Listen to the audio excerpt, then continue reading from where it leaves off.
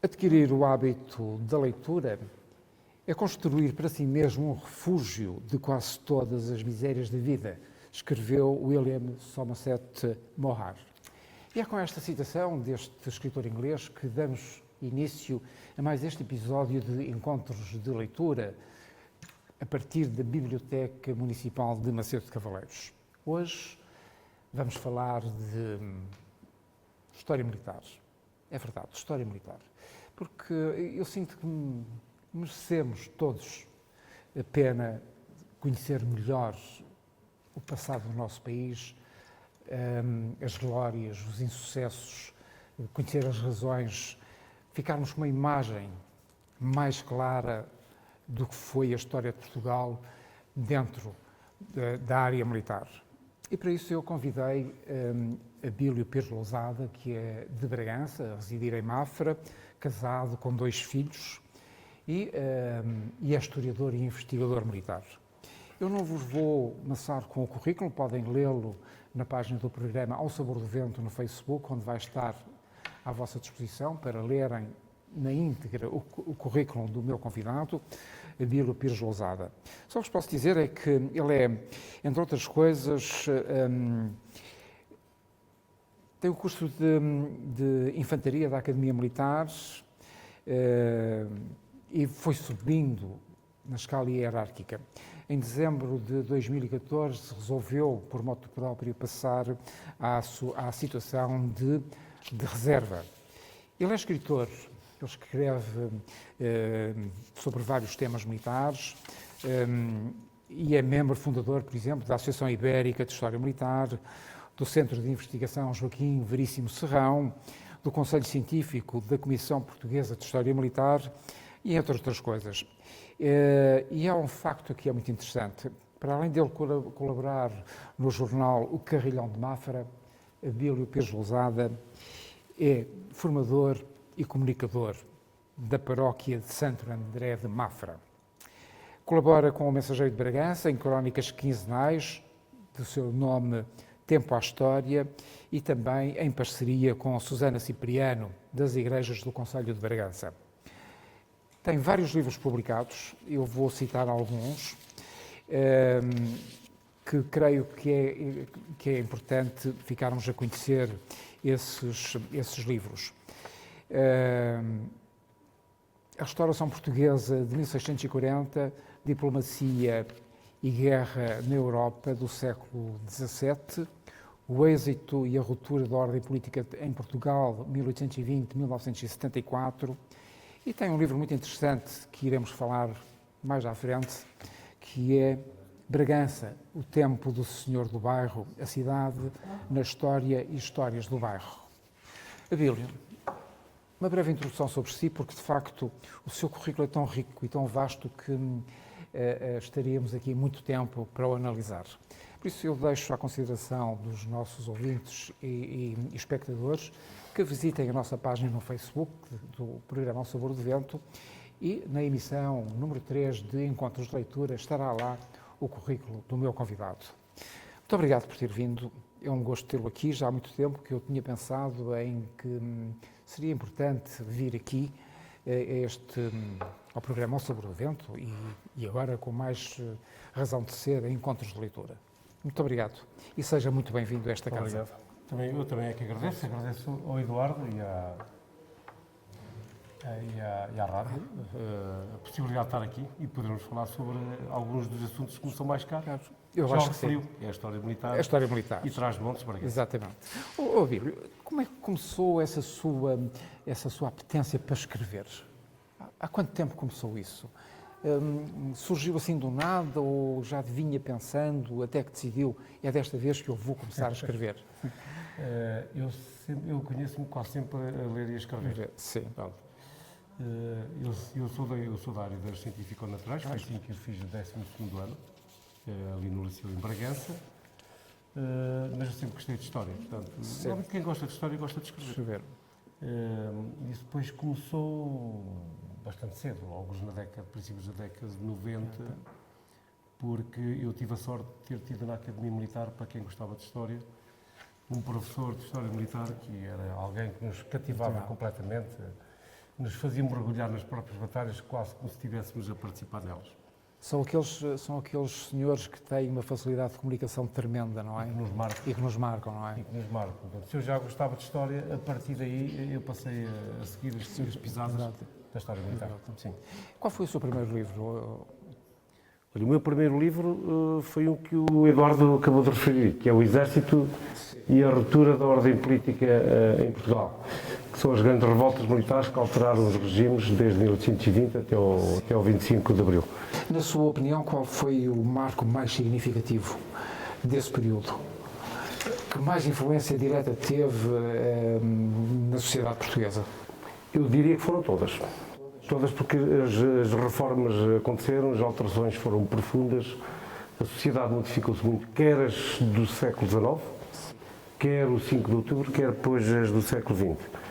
Claro que nós temos sempre mais presente os acontecimentos do 25 de abril de 1974, não é? Porque nós passamos de um sistema anárquico da Primeira República para uma ditadura com o 28 de maio. Depois passamos para uma democracia com o 25 de abril. Só este campo do século XX eu acho que é muito que se diga, não? E é muito rico. Sim. Falou no período do 25 de Abril. Tem pensado em escrever alguma coisa sobre esse período? Olha, sobre o 25 de Abril e não só, portanto, eu sou um dos diretores, somos dois, diretores da Revista Portuguesa de História Militar, que está pendurada no Ministério da Defesa. Pronto. Que é semestral, junho, dezembro, e em junho do ano passado lançámos cá para fora um número só sobre o 25 de Abril. Operações militares, porque a revista é de história militar. Não há políticas, não há ideologias, é só mesmo a componente militar. Ou a componente militar. Pronto, isto foi, e nós tivemos que escrever aqui 2 artigos, nós os diretores, porque tivemos muita gente mesmo envolvidos no 25 de Abril que se negaram a escrever, porque eles têm receio de se expor na forma escrita, uns em relação aos outros. É curioso em 2. E qual é a justificação? É exatamente essa. É como cada um viveu o seu episódio, cada um esteve num acontecimento em concreto, normalmente a remarem para o mesmo lado, mas depois sabe que houve grandes divisões e decisões a seguir ao 26 de Abril, não é? Exatamente. E há um receio, nós percebemos isso nos contactos, um receio de estar a escrever alguma coisa que vá indispor a algum camarada que possa vir dizer algo do contrário. Há muita coisa escrita que não se conhece e que está alguns aí nos sótãos das famílias daqueles que fizeram o 25 de Abril, sim. Sim, foi um período que só quem o viveu é que sabe, na realidade, o que é que se passou, não é? Não é o meu caso. Mas é o meu, por acaso. Eu aqui estou mais numa vertente militar e de historiador.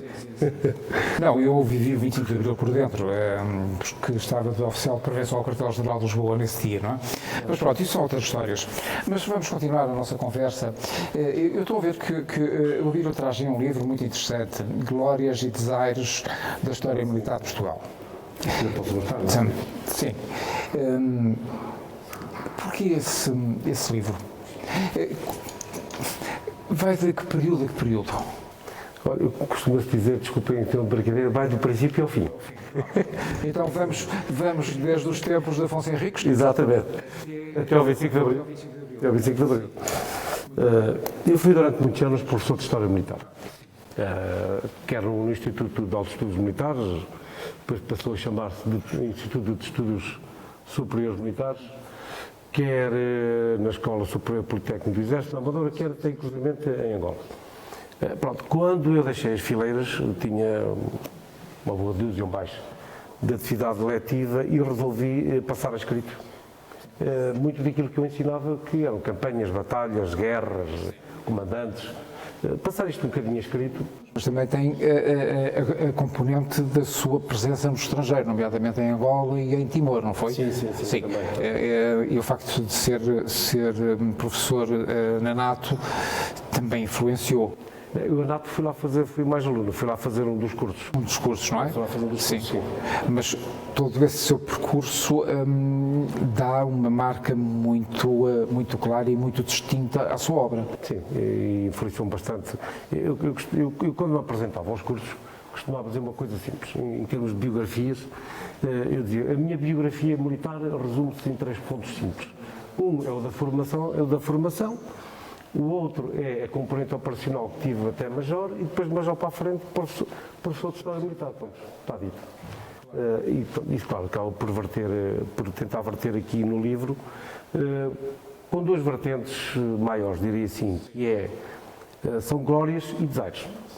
Portanto, procurei colocar aqui aquilo que são os grandes fulgores da nossa história militar, mas também aquilo que foram os monumentais desastres que às vezes nos esquecemos de mencionar e que também nos marcaram. No seu entender, qual é a maior glória e o maior desastre? A maior glória é um bocado complicado eu dizer-lhe, mas como eu, não sendo especialista dessa área, mas sou apaixonado do século XII e do Afonso Henriques, eu diria que é a Batalha de Ourique, apesar de toda a gente dizer que nem sequer se sabe onde é que a batalha foi travada. Porque é o primeiro dos grandes momentos. Então, se quisermos, São Mamede, 1128, e Ourique, 1139. É o início de tudo. É o início do nosso Portugal. Sim, depois temos, como é evidente, grandes fulgores, grandes batalhas, grandes sucessos, quer em território nacional, defesa do nosso espaço, quer nos territórios ultramarinos, a impor a nossa soberania ao espaço dos outros. Exatamente. Já agora, Alcácer Quibir, claro, é evidente, aí concordo consigo. Mas eu estava aqui a pensar numa coisa que tenho curiosidade em perguntar, e vai-me perdoar. Todo esse seu conhecimento da história militar, seguramente que fala aí no seu livro, tudo quanto se passou durante o período da expansão marítima portuguesa, considera Vasco da Gama o maior navegador de todos os tempos? Não sou marinheiro, mas é historiador. Sou historiador. E nós às vezes esquecemos que esses grandes homens que fizeram a expansão não eram marinheiros, digamos assim. Eu tenho um termo para eles, que é meu, que é capitães de mar e de terra. Porque eles navegavam e depois combatiam para tentar impor a soberania. Se Vasco da Gama é o maior navegador de todos os tempos, eu tenho algum que fuja sempre ao maior ou ao melhor dele, que é seguramente um dos grandes navegadores de todos os tempos. Isso necessariamente sim. Eu só lhe perguntei isto por uma razão, é porque eu li num livro de Daniel G. Burstein, que foi o presidente da Biblioteca do Congresso, em que ele diz que Vasco da Gama foi o maior navegador de todos os tempos. E nós assinamos por baixo, somos portugueses. Eu também assino por baixo. Há aqui uma certa luta, entre aspas, no bom sentido, entre ele e Fernando Magalhães, mas pronto. Mas de facto, sim, temos Cristóvão Colombo. Bom, Cristóvão Colombo, para mim, ele navegou sem saber para onde é que ia, não é? Pronto, mas isso é outra conversa. Já um pontinho, já gosto de me permitir, que em relação ao Vasco da Gama. Há um aspecto que é interessante termos em linha de conta, que é quando é que começa a Idade Moderna. Temos sempre com 1453, que é o final da Guerra dos 100 Anos, etc. por aí fora. Por exemplo, há um escritor, o Arnold Toynbee, que é inglês, que ele vinca o 1498 como o início da Era Moderna, porque foi a viagem de Vasco da Gama e o aportar na Índia que dá início àquilo que ele chama a primeira globalização. Estou a ir um bocadinho de encontro ao nosso Vasco da Gama. Exatamente. Bílio, posso-lhe pedir a gentileza de ler uma ou duas passagens desse seu livro Glórias e Desaires? Eu diria, talvez logo no princípio, talvez.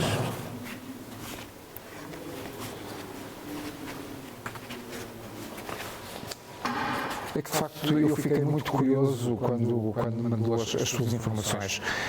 E acho que é importante, até porque estamos a falar de leitura, não é? Encontros de leitura, e é interessante ouvirmos pela voz do autor. Eu ia ler, então, se me permitir, aqui 2 parágrafos salteados, que eu escrevi no livro, logo na introdução. Um diz o seguinte: a história, a par da língua, é um importante vínculo patrimonial. Se a língua, como escreveu Fernando Pessoa, é a nossa pátria, enquanto elemento aglutinador da Portugalidade, a história é o repositório memorial da coletividade portuguesa, onde repousa um legado inapagável dos igrejos avós. No fundo, é o quê? A língua, eu chamo-lhe o nosso bilhete de identidade civilizacional, e a história chama-lhe a cédula patrimonial universal. O outro parágrafo é para eu tentar vincar que a história já foi durante algum tempo um parente pobre. A história militar já foi durante algum tempo um parente pobre da história. Hoje já há cursos universitários, já o tipo de formação que não só nas academias, mas também no contexto académico. E a história militar é um marco muito indelével daquilo que é a nossa cronologia histórica. E já agora, se me permite, eu diria o seguinte, que a história militar marca em cada um dos tomos da nossa história. Portanto, se Portugal é obra de estadistas e diplomatas que definiram e argumentaram, de comerciantes e aventureiros que negociaram e se relacionaram, religiosos e pensadores que evangelizaram e cultivaram, de agricultores e pescadores que alimentaram e sustentaram, pois aqui direi então que também o é Portugal, obra de soldados e de marinheiros, que guerrearam e marearam, protegendo com o seu sangue as obras da comunidade. Para então chegar onde eu queria, que é, efetivamente, a história das instituições militares funde-se com o Estado-nação e o mundo português assentou no feito de armas do Portugal militar, definindo os grandes momentos e as suas balizas cronológicas. Muito bem. Sabe que isso lembra uma coisa, eu até vim aqui procurar, que ontem era a primeira página de um jornal nacional, o seguinte: as palavras são o nosso campo de batalha. E dizia também que da minha língua vê-se o mundo. Qual é a sua opinião? Essa da língua faz lembrar uma frase do Fernando Pessoa, que é: eu sou tão grande como o mundo, porque eu, na minha aldeia, a partir da minha aldeia, consigo ver o mundo inteiro. Acho que é uma frase bem interessante. Sim. É que também há outra citação nesta capa, atenção, estou a referir que é capa de um jornal nacional, que diz que a proibição de palavras não é só censura, é cancelamento da ciência. Completamente de acordo. Quer das palavras, quer do pensamento. Já dizia o poeta, agora não tenho presente, não há raiz corte, raiz ao pensamento, não há machado corte, raiz ao pensamento, e também o estarmos a anular a palavra, que é a nossa capacidade e a nossa liberdade de nos podermos expressar, é sempre algo que não tem um fundo nem tem um futuro definido, porque o tempo trata de nos levar, em termos de pensamento e de palavra, ao caminho que a humanidade e que a civilização precisa. Nós, sobre esta questão da história militar, temos aqui panos para mangas, estamos aqui até amanhã de manhã e provavelmente iremos continuar para o resto do dia. Mas é tempo também de olharmos para o último trabalho publicado, que é este, que é de facto a Bragança e o Templo do Senhor do Bairro, a cidade na história e histórias de bairro. Mas antes de falarmos deste livro, eu sei que está na calha a publicação de outro, em coautoria com Susana Cipriano, que se chama Das Mais Belas Igrejas do Concelho de Bragança. Sim. Para quando? Olha, se tudo correr bem, e nós fazemos fé nisso, para este verão. Entre junho e agosto, alguns, de facto, em termos editoriais, em termos de nós termos o acervo completo, está tudo praticamente ultimado. Se não houver nada que eventualmente surja que o possa empatar, nessa altura, eu acredito que possamos ter cá fora um livro a que queremos dar um formato de álbum. Será um livro volumoso para 300 e tal, 400 páginas. Sim. Sobre a Diocese de Bragança Miranda, com as igrejas do Conselho lá em Celibras. As igrejas que são as nossas escolhidas. As minhas e as da outra autora, que é a Susana Cipriano. Em relação a este livro, é um livro que tem gravuras muito interessantes, sem dúvida nenhuma. Tem também, como é que eu ia te explicar, a colaboração da Susana Cipriano. Sim. E as ilustrações são de Oscar Lousada, Que é meu irmão. o seu irmão. De facto, tem aqui ilustrações muito bonitas. Eu vou-te pedir que nos fale um pouco deste livro, porque divide-se em duas partes, não é? Sim. Pronto. A segunda parte são histórias de bairro, são aquelas histórias que, se não forem contadas ou passadas a escrita, acabam por se perder da memória das pessoas, não é? O que é que... Quais são as partes que acha que hoje devemos abordar? Sim. Se o livro anterior, que há de sair, é um livro com muita fotografia, da Susana Cipriano, sim, com muita fotografia e com texto, este livro é basicamente texto, depois está complementado com essas ilustrações e com as fotografias do Oscar e as fotografias da Susana. Este livro começa ao contrário, conforme ele se apresenta. Há um bairro em Bragança que desapareceu, onde eu fiz toda a minha, eu e mais uns 60 e tal pessoas, fizemos toda a nossa infância e juventude e encontrávamos todos os anos. E nestes encontros, muitas histórias traz histórias e resolveu-se que seria bom escrever-se uma monografia sobre o bairro. Pronto. O Eduardo está a imaginar para quem é que aquelas pessoas apontaram como pessoa indicada para escrever sobre o bairro. E começámos a escrever sobre o bairro, histórias de bairro. Situar o bairro na cidade e depois acontecimentos ao longo de algumas décadas, que foi o tempo de duração do bairro.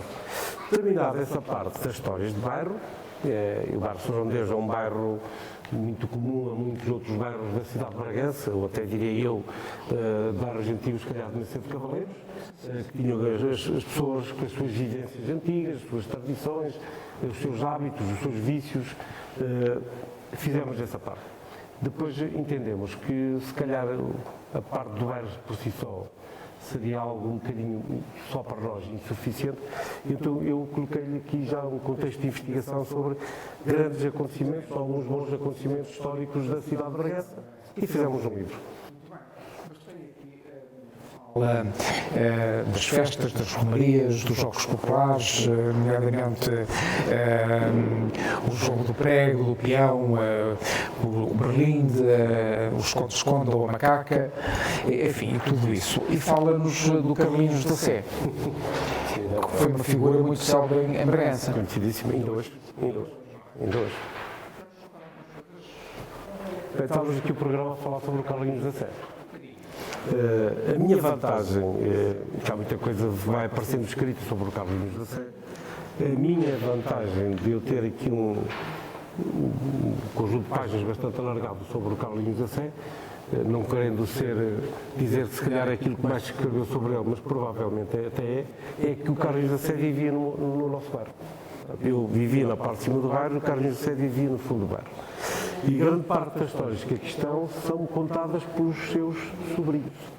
São todos do meu tempo, os mais novos e outros mais velhos. Depois, a partir daí, as histórias do Carlinhos da Sé são quase como as contas do Rosário, não têm fim.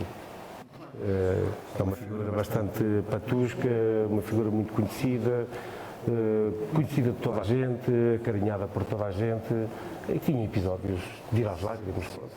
Aliás, diz aqui que o Carlinhos da Sé são histórias que representam a humanidade e a singularidade de bairristas à boa moda de Bragança, não é? Sem dúvida, até a maneira como ele morreu. Ele desapareceu algures e depois apareceu passado um ano e meio nas fraldas da Serra da Nogueira, por cima de Formil. O esqueleto intacto, com as roupas intactas, numa cava de rocha, como se fosse quase aquelas jantas oldómenas.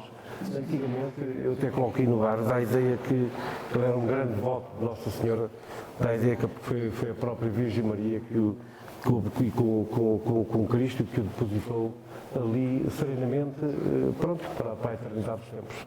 Sim. Bílio, eu queria lhe fazer duas perguntas, para ficarmos dois por aqui. Como é que o Bílio incentiva as pessoas a ler? Porque não é fácil hoje em dia, com as novas tecnologias, toda a gente tem o telemóvel, ou o iPad, tem o computador e não sei o quê, mas o livro em si, o folheado do livro, o próprio cheiro do livro, são coisas importantes. Como é que incentivam a pessoa a ler? A pegar um livro, ir numa biblioteca, escolher um livro, mesmo que não tenha uma ideia, pedir a um dos técnicos de uma biblioteca que livro é que eu posso ler. Como é que nós motivamos as pessoas a ler hoje? Na sua opinião? Posso dar eventualmente uma opinião do professor que já fui e que já não sou, não é? Uma das maneiras, na altura, eu tinha certo orgulho nisso, até porque também foi assim que eu comecei.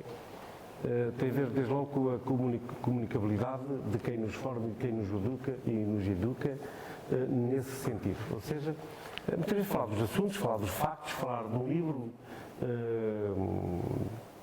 transmitir alguns pensamentos, algumas ideias, motivar e impelir as pessoas a ler, pronto, é um primeiro passo. Fazer a apologia, por exemplo, de um grande livro, ou de uma grande figura histórica, ou de uma biblioteca onde há lá obras absolutamente fantásticas, pode ser, por exemplo, uma outra boa maneira. Hoje em dia digo eu, talvez um bocadinho mais difícil porque nós lemos tudo de uma forma muito breve, muito rápida, através do digital. Falta o cheirinho do papel, é verdade, é um facto. Agora também é preciso ter consciência quais são os assuntos, quais são os temas que mais nos tocam. Tendo os assuntos e conhecendo aquilo que mais nos toca, que mais nos interessa e que mais nos cativa ou motiva, muitas vezes é indicar, eu diria que para começar nada melhor do que, aqui, entre aspas, a cartilha maternal de cada um dos assuntos. Começar do mais simples, se calhar, para o mais complexo, e muitas vezes assim se pode fazer um caminho. O outro é oferecer livros, trocar livros. Eu, por norma, eu tenho em casa uma biblioteca considerável. Já entrei um bocadinho na fase em que as pessoas vão lá à casa, eu gosto que subam à biblioteca e digo, pá, escolham logo, veem logo o que é que tem, o que é que vos agrada, algum tema, algum assunto, algum livro e levem-no. Pronto. Não sei se estou a cativar alguém para a leitura ou se estou a cativar alguém para levar algo meu e pronto, olha, tenho aqui qualquer coisa que é do Abílio. Mas eu acho que o ler, seja de que área for, muitas vezes até ler áreas que não são as nossas próprias áreas de atividade cotidiana, continuo a entender isso como um dos mais elementares e elevados patamares de cultura. E isso é que nos leva também a conseguir conversar, a conseguir estar, a partilhar, a ir. A leitura é todo um mundo, convém que não fique encerrado no digital. Que hoje em dia nós vemos, às vezes abrimos no telemóvel ou o computador, vamos ler uma notícia e diz tempo estimado de leitura 1 minuto, 1 minuto e meio. Epá, isso não é nada, não é? Sim. Pronto, as pessoas estão formatadas nesse sentido, que é péssimo. Ó, Bílio, foi um gosto estar aqui consigo, muito obrigado por ter vindo. Sei que vai regressar a Mafra, saudades minhas da Mafra, que eu tenho imensas saudades do convento de Mafra, do tempo que lá passei. Uma das coisas que eu gostei do convento de Mafra foi a biblioteca, que é algo de soberbo. Sim. É algo de soberbo. E continua, não é? Espero tê-lo novamente aqui comigo, mais Susana Cipriano, para falarmos do vosso nome. Sim, senhor. Eu já agora também, se me permite, agradecer mais uma vez a oportunidade que me deram, estar aqui a falar de algo que me diz muito, porque isto é muito o meu mundo, é muito a minha vida. O livro do bairro, o de Bragança do Bairro, é plasmar a minha vida adolescente. O das Glórias e Desaires é plasmar a minha vida, que foi de professor de História Militar, e a revista é dar continuidade àquilo que é o historiador militar que eu sou. O livro que aí vem é o meu lado, o nosso lado mais católico, mais ligado às coisas da Igreja, às coisas de Deus. O Eduardo tem saudades de Mafra, é curioso que eu estou em Mafra, julgo que vai para 30 anos, cada vez vou tendo mais saudades de Bragança e cada vez venho mais vezes a Bragança.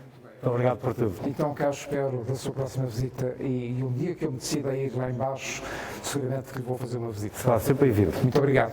Muito obrigado mais uma vez. Bom, depois de ficarmos a conhecer, ainda que de uma forma breve e sucinta, factos da história militar de Portugal, que é importantíssimo, é tempo de falarmos da biblioteca.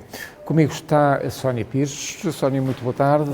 Muito obrigado por estar aqui connosco em mais um encontro de leitura. Conte-nos como é que tem sido a atividade na biblioteca e o que é que vai ser agora em março. Sei que tem uma atividade que será seguramente veras interessante. Nós ainda no mês de fevereiro ainda fizemos mais 5 sessões das horas do conto para os alunos da educação pré-escolar da rede pública e privada daqui de Macedo. E agora para o mês de março vamos ter cá a contadora de histórias Mariana Machado, ela que faz contos de narração oral e inteligência emocional. E que vai ser destinado aos alunos da educação pré-escolar. Depois, também ainda temos como novidade, relativamente à parceria que nós temos com o podcast dos Prazeres Interrompidos, é que saiu mais uma forma diferente de fazer um podcast, que saiu hoje. E esse novo formato tem a ver, designa-se aliás, por diálogos e sublinhados, em que o mentor do podcast vai...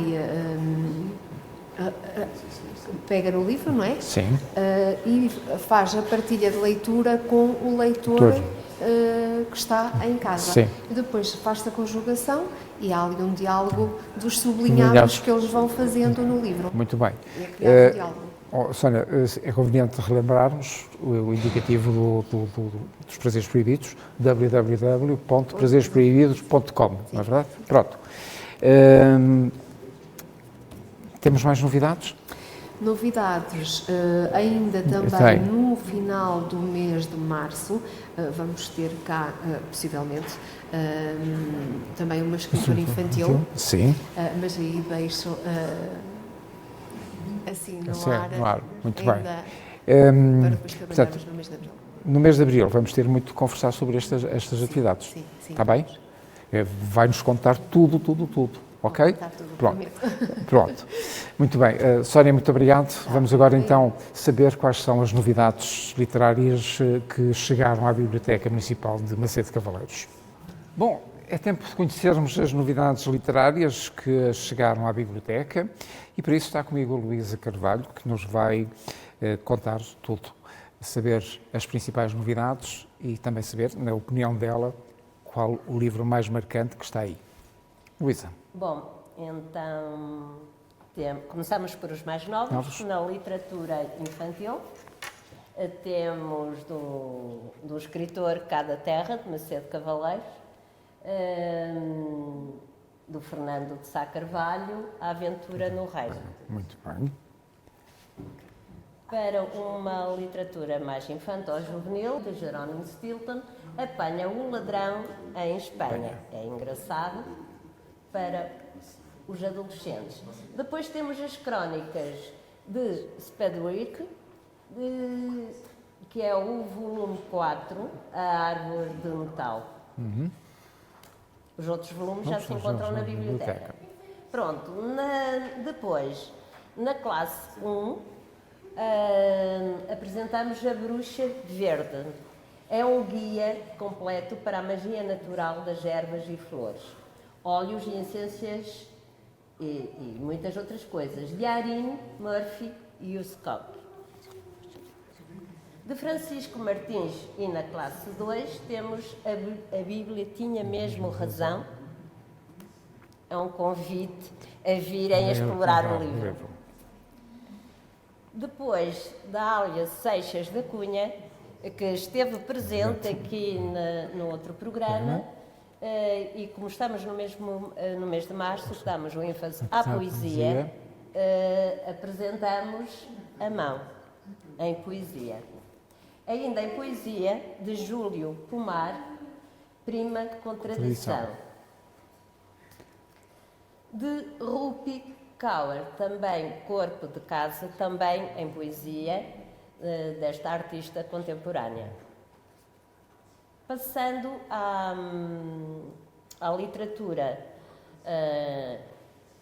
embora adulta, pode ser um adulto jovem ainda, de um escritor português contemporâneo, André Fernandes, que fala muito sobre amor, ele é coaching e tem feito muita palestra, nomeadamente nas escolas secundárias, que marcam importante nos tempos em que vivemos.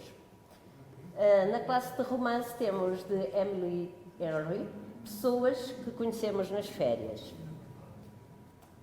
Ainda no romance, também estrangeiro, O Monge que Amava Gatos, de Corrado de Bianchi.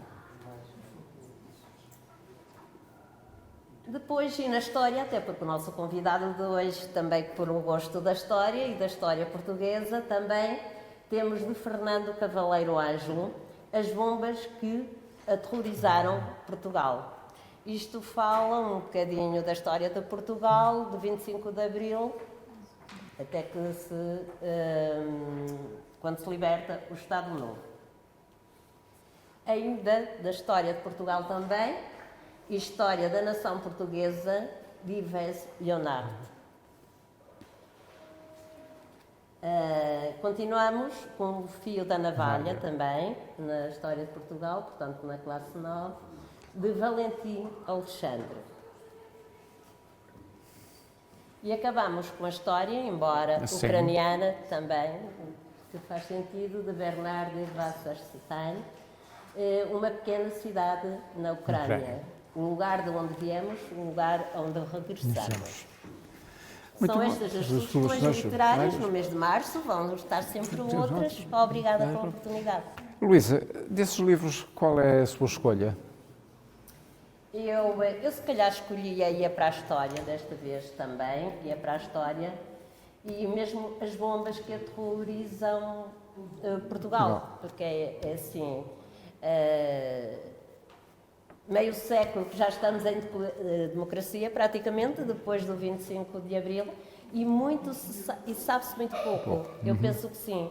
Então, tudo o conhecimento novo que venha e qualquer uma investigação sobre essa área, acho que é muito importante saber quem somos, o que aconteceu, porque temos muito ainda para fazer. Portanto, eu destacava a história de Fernando Cavaleiro Ângelo, As Bombas que Aterrorizaram Portugal. Muito bem, em contrapartida, eu escolhia o livro O Monge que Gostava de Gatos, E o Monge que Amava Gatos. Era o meu livro. É um romance, pode ler, de Corrado de Bianchi, que é um escritor italiano. Sabe que os gatos são uns animais extraordinários. Quem não conhece um gato não sabe o que é a beleza. Sim, e a simplicidade e o coração. Exatamente. Luísa, muito obrigado. E são estas as novidades que temos aqui na Biblioteca Municipal de Macedo de Cavaleiros. Venham à biblioteca, escolham um destes livros ou dos livros que foram apresentados no mês passado aqui neste espaço dedicado à leitura, encontros de leitura, e deliciem-se com a leitura.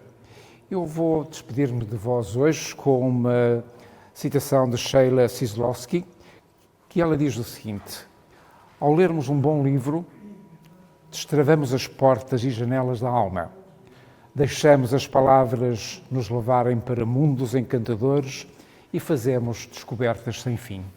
Muito obrigado por estarem desse lado, é um gosto estar na vossa companhia. Muito obrigado.